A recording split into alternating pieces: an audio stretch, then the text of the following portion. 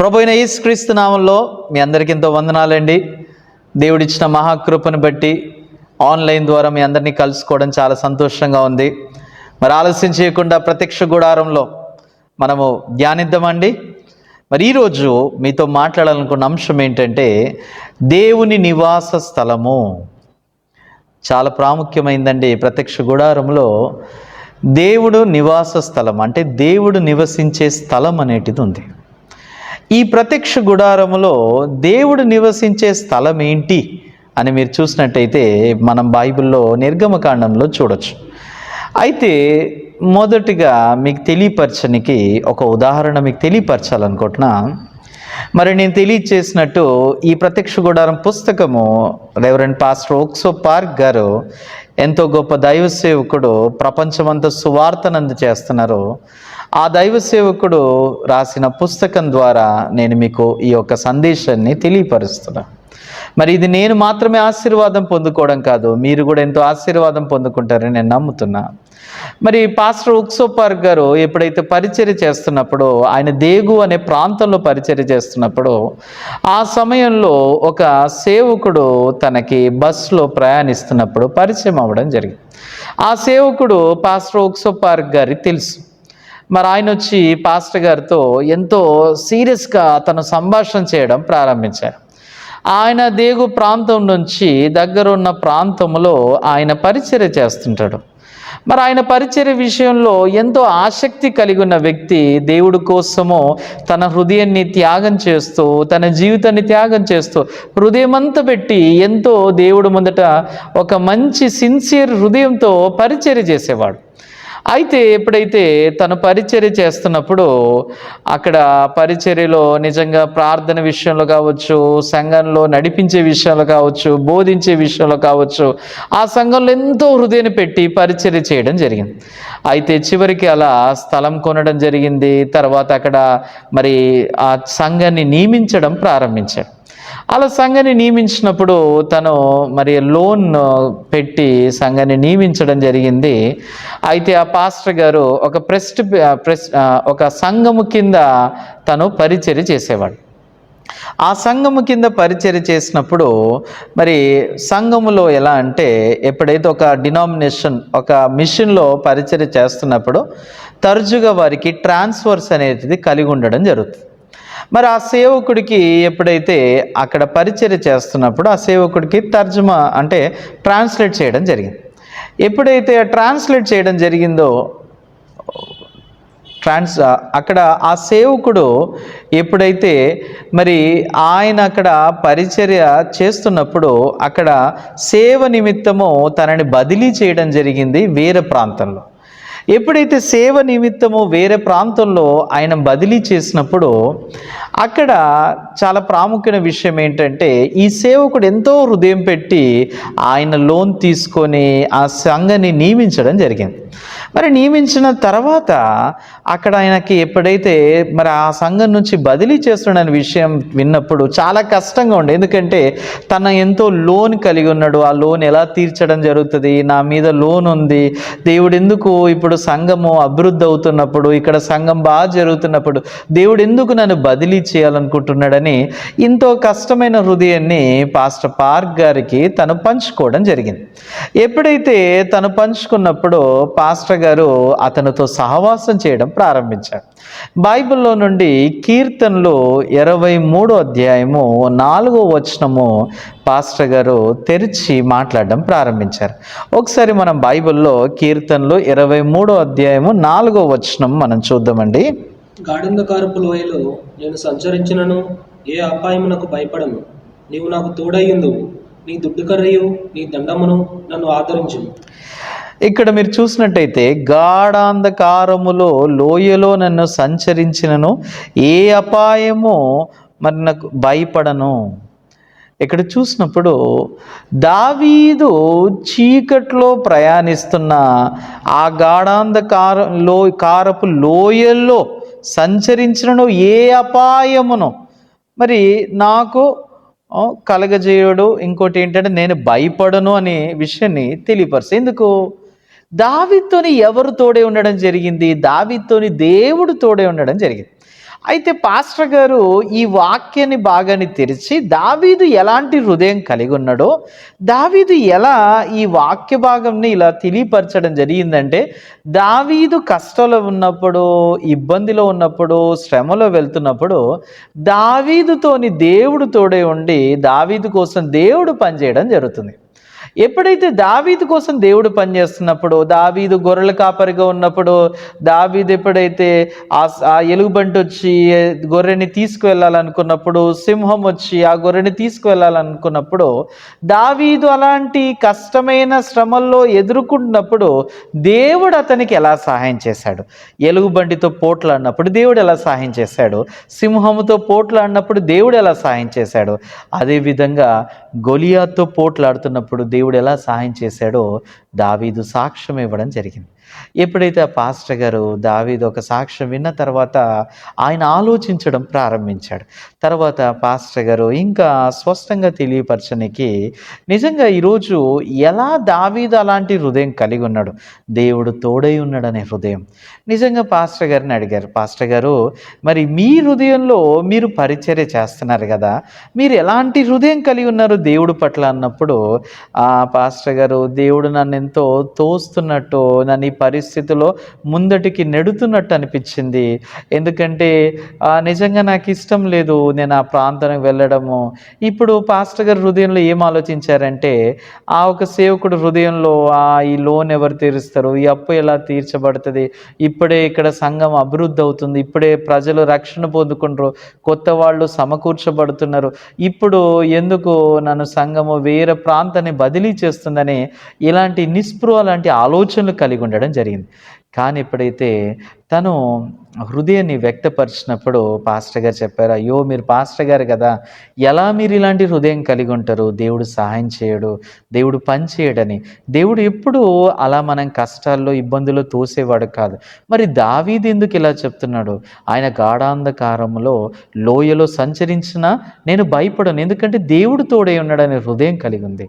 నిజంగా మరి మన హృదయంలో ఎప్పుడు నిస్పృహ లాంటి ఆలోచనలు, ఎప్పుడు మన హృదయంలో అవిశ్వాసమైన హృదయం కలిగి ఉంటుందంటే, మన హృదయంలో ఎప్పుడైతే దేవుడు కలిగి లేనప్పుడు నిస్పృహ లాంటి ఆలోచనలు కలిగి ఉండడానికి అవకాశం ఉంది.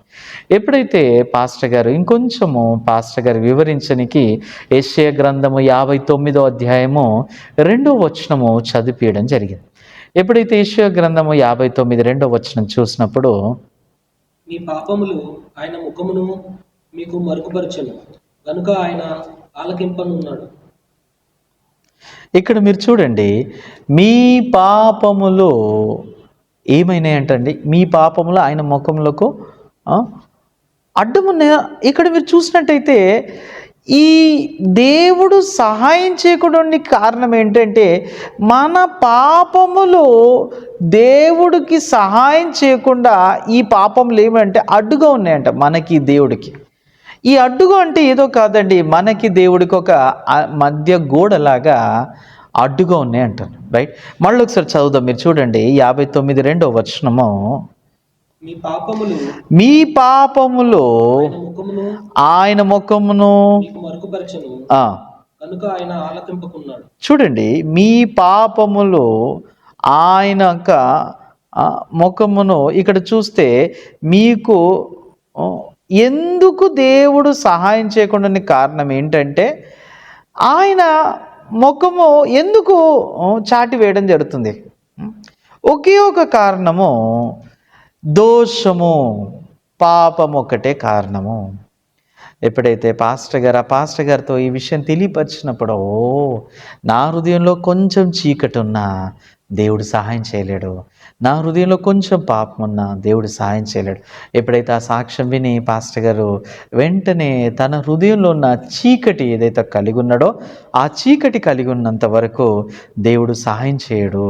ఎప్పుడైతే ఈ చీకటి తొలగించబడినట్టయితే పాస్టర్ గారు హృదయంలో విశ్వాసం కలిగి ఉండే అవకాశం ఉంది, దేవుడు సహాయం చేస్తాడని.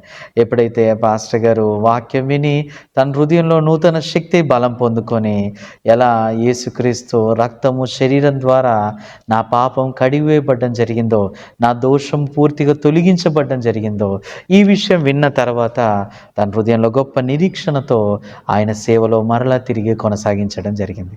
కొద్ది రోజుల తర్వాత ఆ పాస్టర్ గారు ఎంతో నిజంగా గొప్పగా దేవుడి చేత వాడబడ్డమే కాకుండా పాప క్షమాపణ గురించి ఎంతో మందికి వివరించడం ప్రారంభించారు. అతనుకున్న లోన్ సమస్య పరిష్కరించబడ్డది. నూతన సంఘంలో కూడా గొప్పగా వాడబడుతూ ప్రభు చేత ఎంతో బహుగా వాడబడ్డం జరిగింది. ఈరోజు నేను ఈ ప్రత్యక్ష గుడారము దేవుడు నివసించే స్థలం గురించి మాట్లాడకముందు ఈ యొక్క స్టోరీ మీకు తెలియపరిచాను. ఇక్కడ పాస్టర్ గారు నిజంగా ఆయన జీవితంలో కూడా సమస్యలు, ఇబ్బందులు ఎదుర్కొన్నారు. కానీ ఆ సమస్యలు ఎప్పటి వరకు సమస్యలుగా ఉన్నాయంటే దేవుడు పనిచేయనంత వరకే ఆ సమస్యలుగా ఉన్నాయి. మన జీవితంలో కూడా మీరు ఆలోచించండి. ఇక్కడ మనం చూసినప్పుడు బైబిల్లో నిర్గమకాండం 25వ అధ్యాయంలో ఇక్కడ ప్రాముఖ్యమైన విషయం ఏంటంటే దేవుని నివాస స్థలము గురించి మాట్లాడుతుంది.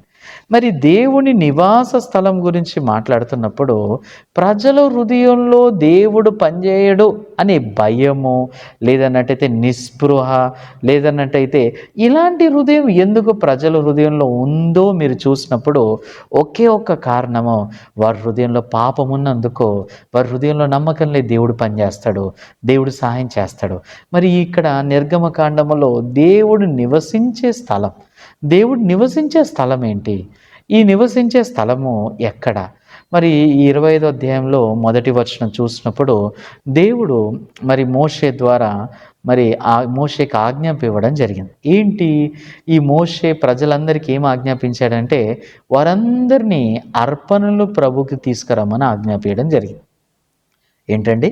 అర్పణలన్నీ ప్రభుకి తీసుకురమ్మని. ఈ అర్పణలు ఎందుకు తీసుకురమ్మని చెప్పారు?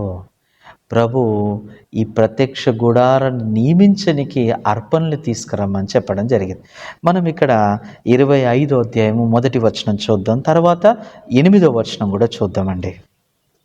యెహోవా మోషేకు ఇలాగ సెలవిచ్చెను, నాకు ప్రతిష్టార్పణ తీసుకురండని ఇశ్రాయేలీయులతో చెప్పుము. తర్వాత 25వ అధ్యాయము 8వ వచనం కూడా చూద్దామండి. నేను వారిలో నివసించినట్లు వారు నాకు పరిశుద్ధ స్థలమును నిర్మింపవలెను. ఇక్కడ మీరు చూడండి, నేను వారిలో నివసించినట్లు వారు నాకు పరిశుద్ధమైన స్థలమును నిర్మింపవలెను. దేవుని నివసించే స్థలము, దేవుడు నివాస స్థలము, ఆయన పరిశుద్ధమైన దేవుడు. ఆయన నివసించాలంటే పరిశుద్ధ స్థలమును నిర్ణయింపవలను. ఈ ప్రత్యక్ష గుడారంలో అతి పరిశుద్ధమైన స్థలములో ప్రభువు నివసించాలనుకుంటున్న స్థలం ఉందండి. ఈ ప్రజలందరినీ ఆజ్ఞాపించాడు అర్పణలు తీసుకురమ్మని. ఈ అర్పణలు తీసుకురమ్మని చెప్పిన తర్వాత ఈ పరిశుద్ధమైన స్థలములో దేవుడు ఏం తెలియచేయాలనుకుంటున్నాడు? ఈ పరిశుద్ధమైన స్థలంలో నిజంగా దేవుడు నివసించాలన్నట్టయితే మనిషిలో పాపం ఉన్నట్టయితే దేవుడు నివసించలేడండి. మనిషిలో కొంచెం పాపం ఉన్న ప్రభు నివసించలేడు. అయితే ఇక్కడ మనం ఆలోచించినప్పుడు ఈ 25వ అధ్యాయములో బైబిల్లో ఇలా మాట్లాడుతుందండి. ఇక్కడ దేవుడు మనలో నివసించాలంటే పాపం లేనట్టయితేనే దేవుడు మనలో నివసించగలుగుతాడు. ఇక్కడ మనం చూసినప్పుడు ఇజ్రాయెల్ ప్రజలు ఎప్పుడైతే అరణ్యము నుంచి వారు అక్కడి నుంచి విడుదల ఐగుప్తు దేశం నుంచి విడుదల పొందుకొని అరణ్యంలో వారు ప్రయాణిస్తున్నప్పుడు వారు ఒక్కరే ప్రయాణించట్లేదండి. వారితో పాటు ఎవరెవరు ప్రయాణిస్తున్నా మీరు చూస్తే మేఘ స్తంభము, తర్వాత అగ్ని స్తంభము, ఇవి రెండు వారితో పాటు ప్రయాణం అవ్వడం జరుగుతుంది. మీరు బైబిల్లో నిర్గమకాండము 13వ అధ్యాయము 21వ వచనం 22వ వచనము, ఈ 2 వచనాలు మీరు జాగ్రత్తగా గమనించి చూసినట్టయితే ఇక్కడ మేఘ స్తంభము, అగ్ని స్తంభమును ఇజ్రాయేల్ ప్రజలతో పాటు వెంబడించబడ్డం జరిగింది. ఇది ముందుగా వెళుతూ ఎక్కడి వరకు వీరు ప్రయాణం అవుతూ వెళ్ళడం జరిగిందంటే సినే పర్వతం వరకు వీరు ప్రయాణం అవుతూ వెళ్ళడం జరిగింది. ఈ సినే పర్వతం దగ్గరికి ప్రయాణమై వెళ్ళిన తర్వాత దేవుడు మోషేని ఆ సినే పర్వతం దగ్గరికి పిలవడం జరిగింది. ఎప్పుడైతే దేవుడు మోషేని సినే పర్వతం మీదికి పిలిచినప్పుడు ఆ సమయంలో దేవుడు మోషే ద్వారా పదాజ్ఞలు వారికి ఇవ్వడం జరిగింది. ఈ ఆజ్ఞలు మాత్రమే కాకుండా దేవుడు ప్రత్యక్ష గుడారము ఒక నిజమైన స్వరూపాన్ని ప్రభు చూపించడం జరిగింది. మోషే అక్కడ ఎన్ని దినములు నివసించాడో ఇంచుమించు 40 దినములు, రాత్రులు పగలు ఆయన 40 రోజులు ఏం చేశాడు? కేవలం దేవుడు ఆ ఒక ధర్మశాస్త్రం మాత్రమే ఇవ్వలేదు. ఈ ప్రత్యక్ష గుడారము ఒక స్వరూపాన్ని దేవుడు మోషేకి చూపించడం జరిగింది.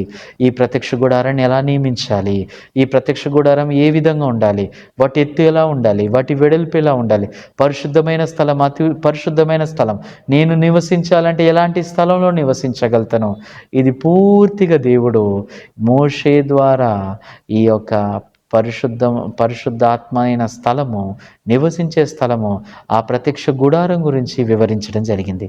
ఎప్పుడైతే మోషే ఇవన్నీ విషయాలు విన్న తర్వాత ఇక్కడ ఆశ్చర్యమైన విషయం ఏంటంటే, సినే పర్వతం నుంచి ఆ దేవుడిచ్చిన ఆజ్ఞలు తీసుకొని రాకముందే ఇక్కడ ఆశ్చర్యమైన కార్యం జరిగింది. ఏంటండి ఆశ్చర్యమైన కార్యం జరిగింది?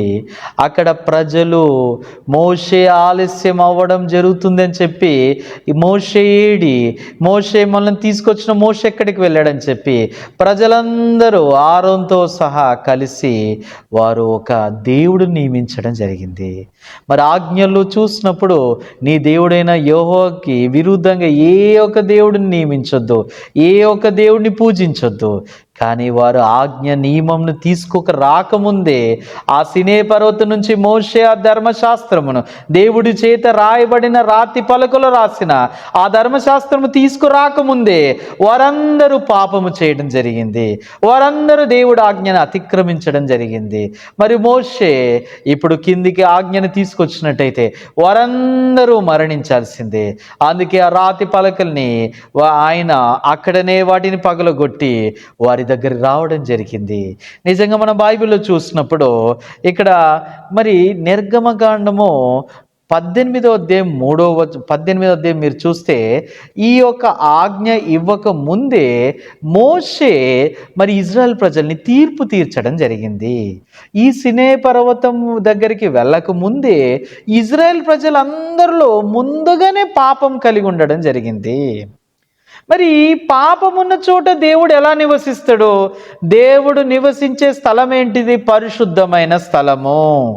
దేవుని నివాస స్థలం ఏంటండి? పరిశుద్ధమైన స్థలం. మరి ఇజ్రాయెల్ ప్రజల్లో ఆల్రెడీ పాపం ఉంది. వారు దేవుడి నుంచి ధర్మశాస్త్రము నియమాన్ని మరి ఆ రాతి పలకలో రాసి మోషే తీసుకురాకముందే, ఆ దేవుడు రాసిన రాతి పలకలు మరి అది తీసుకురాకముందే వారు పాపం చేయడం జరిగింది.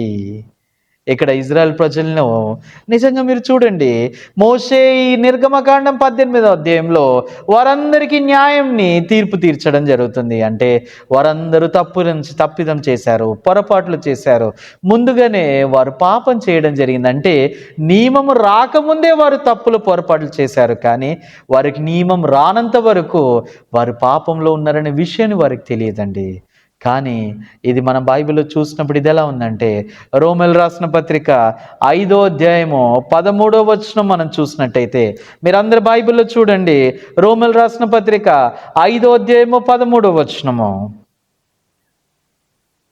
ఏలైనగా ధర్మశాస్త్రము వచ్చిన కనుక పాపము లోకములో ఉండెను, కానీ ధర్మశాస్త్రము లేనప్పుడు పాపము ఆరోపింపబడదు.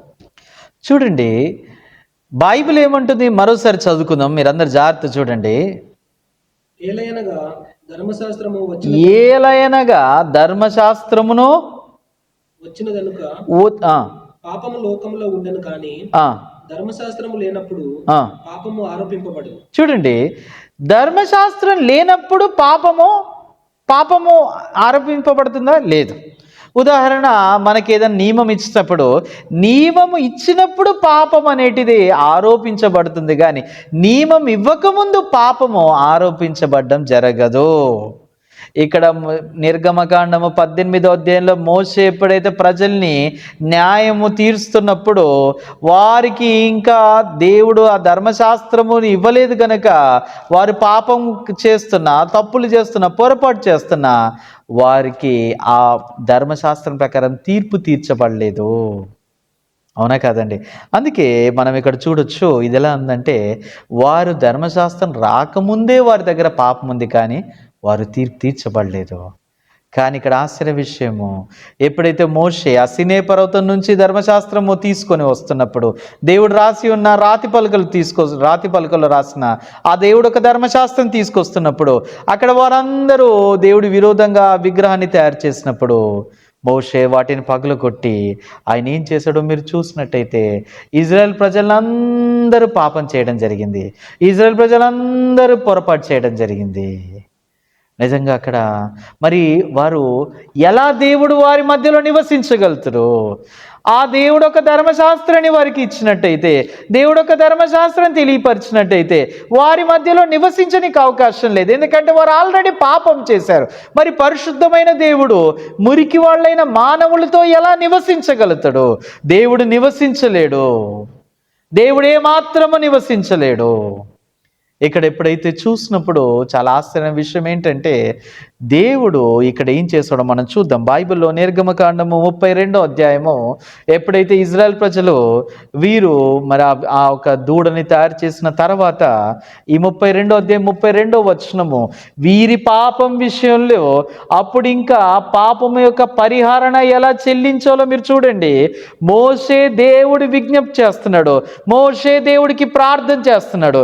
32వ అధ్యాయం 32వ వచనం మీరు చూడండి. అయ్యో, నీవు వారి పాపమును ఒకవేళ పరిహరించితివా, లేని ఎడల నీవు వ్రాసిన నీ గ్రంథములో నుండి నా పేరు తుడిచివేయమని బ్రతిమాలుకొనుచున్నాను.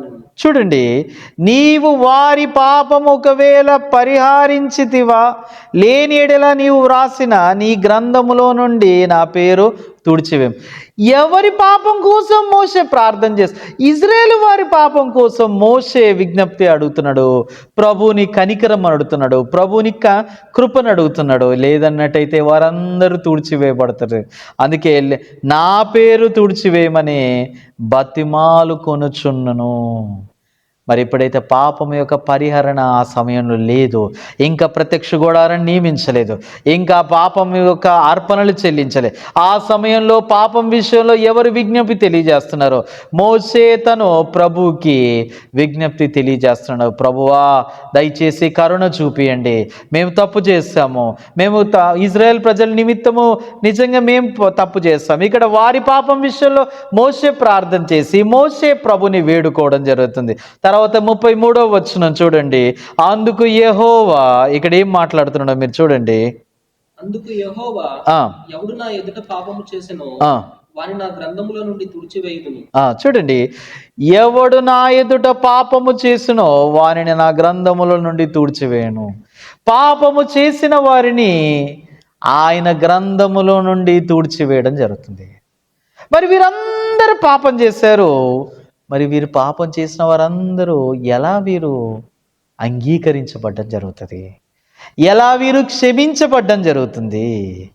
ఇక్కడ మన బైబిల్లో తర్వాత నిర్గమకాండం 33వ అధ్యాయము 2, 3, 4 వచనం మనం చూద్దాము. నేను నీకు ముందుగా దూతను పంపి కానానీయులకు, అమోరీయులకును, హిత్తీయులను, పెరిజ్జీయులను, హవ్వీయులను, యెబూసీయులను వెళ్ళగొట్టెదను. మీరు లోబడినొల్లని ప్రజలు గనుక నేను మీతో కూడా రాను. త్రోవలో మిమ్మను సంహరించితనేమో అని మోషేతో చెప్పాను. చాలు. ఇక్కడ మీరు చూడండి, త్రోవల మిమ్మును నేను సంహరించేదనేమో అని మోషేతో చెప్పాను. అంటే త్రోవల దారి మధ్యలో నేను సంహరించడంటే చంపివేస్తాను అని చెప్తున్నారు. ఇక్కడ చూస్తే మరి వీరి పాపం యొక్క పరిహరణ జరగాలించాలంటే ఎలా జరుగుతుంది? మరి దీని ఒక వివరణ మీరు చూసినట్టయితే లేవీకాండం 4వ అధ్యాయంలో ఇజ్రాయెల్ ఒక పాపము ఎలా తొలగించబడుతుంది, పాపము యొక్క పరిహరణ ఏంటిది, పాపము ఎలా తొలగించబడితే మరి దేవుడు సమాధానము హృదయం కలిగి ఉండగలుగుతారు ఇజ్రాయెల్తో అనే విషయాన్ని బైబిల్లో లేవీకాండం 4వ అధ్యాయంలో తెలియపరచడం జరిగింది.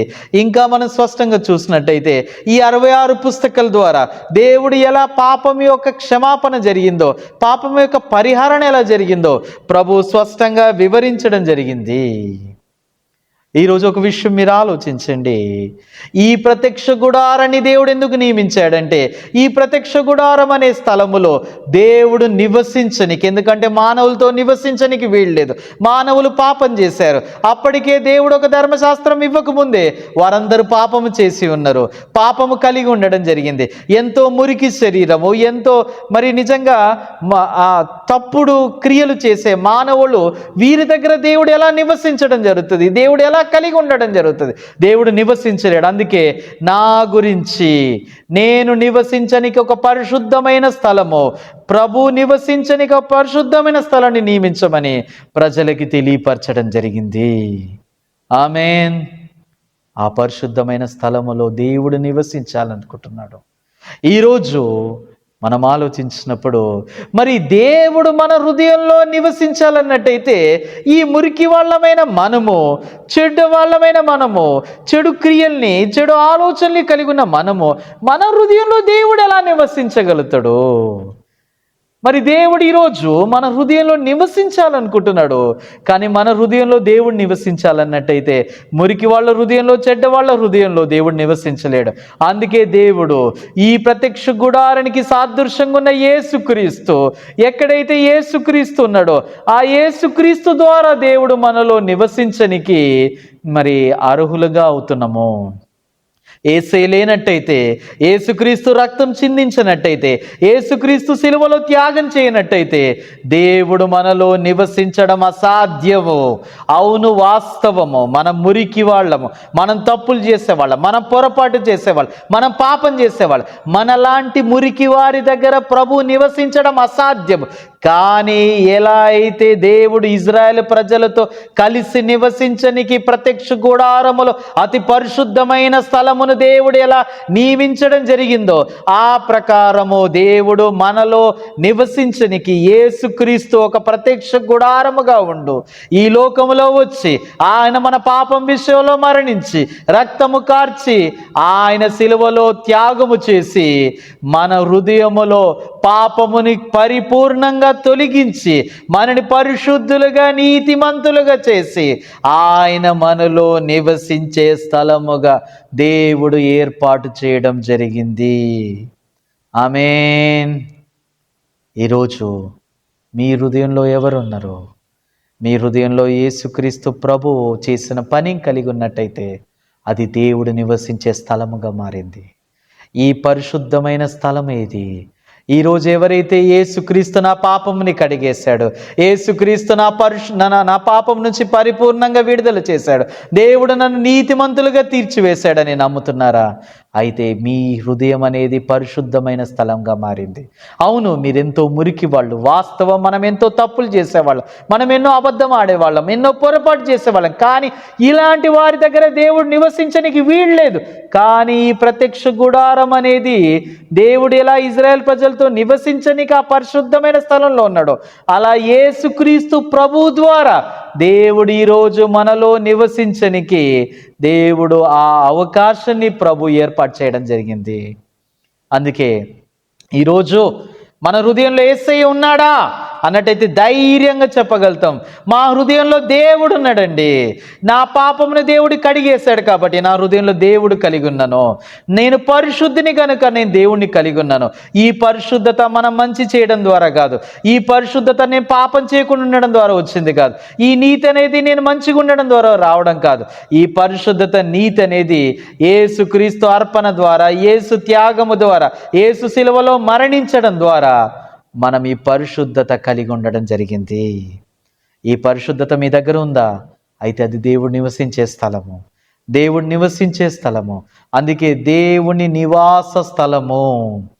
ఆ ప్రత్యక్ష గుడారంలో దేవుడి నివాస స్థలం ఎలా ఉందో, ఈరోజు ఈ ప్రత్యక్ష గుడారం సాదృశ్యంగా ఉన్న యేసుక్రీస్తు ద్వారా దేవుడు మన హృదయంలో నివసించే స్థలముగా మారడం జరిగింది. ఈరోజు ఎంత గొప్ప ధన్యత! ఇంకా మీ హృదయంలో పాపం ఉందని బాధపడుతుండ్రా? ఇంకా మీ హృదయంలో యేసే నీ పాపంని ఇంకా అలాగే ఉంచాడు అనుకుంటున్నా? అయితే నేను నీతోనే మాట్లాడుతున్నా. ఇది మంచి సమయము. ఈరోజు నువ్వు వాక్యం తెరవండి. బైబిల్లో నుండి మీరు ఒకసారి హెబ్రీయులు రాసిన పత్రిక 10వ అధ్యాయము 10వ వచనం ఒకసారి మీరు తీయండి. బైబిల్లో నుండి హెబ్రీయులు రాసిన పత్రిక 10వ అధ్యాయము 10వ వచనము మీరందరు జాగ్రత్తగా చూడండి.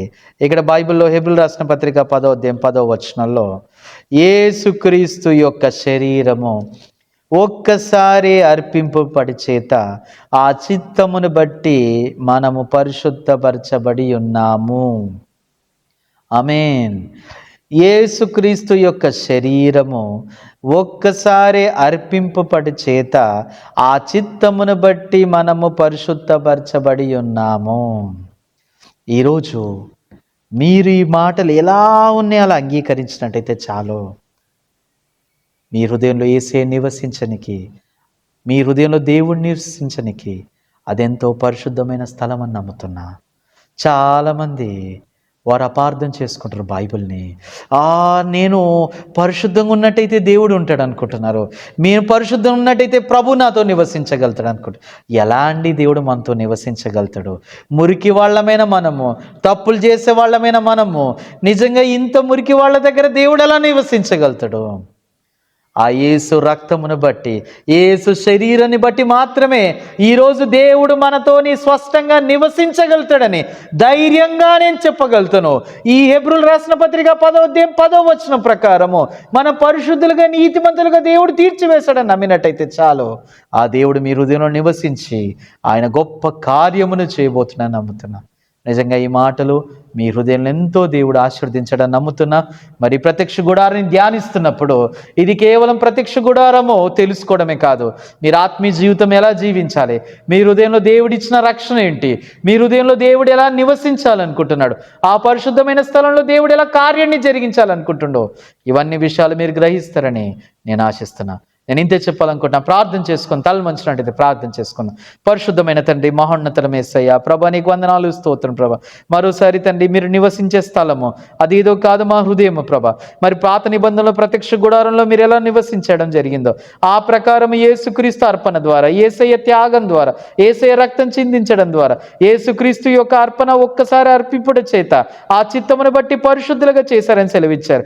ఆ ప్రకారం ప్రభా మా పాపంని కడిగివేసి మా హృదయం నివసించనికి ఈ పరిశుద్ధమైన స్థలంగా చేసినందుకు మీకు ఎంతో వందనాలు చెల్లిస్తున్నాం. చాలా మంది హృదయంలో ఇంకా సందేహం కలిగి ఉన్నారు, ఇంకా వారి పాపం ఉందని, ఇంకా వారి హృదయంలో దేవుడు నివసిస్తుండో లేదో సందేహంగా ఉంది ప్రభా.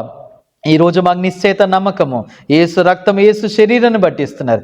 ఆ నిశ్చేత నమ్మకం కలిగి ఉండికి మీరు మాకు దయచేస్తారని ఆశిస్తూ వాక్యం విన్న వాళ్ళందరిని ఆశీర్వదించమని అడుగుచు ప్రతి ఒక్కరి హృదయంలో తండ్రి ఈ కార్యాన్ని జరిగిస్తారని ఆశిస్తూ యేసుక్రీస్తు పరిశుద్ధ నామమున ప్రార్థన సమర్పించుకున్నాం తండ్రి.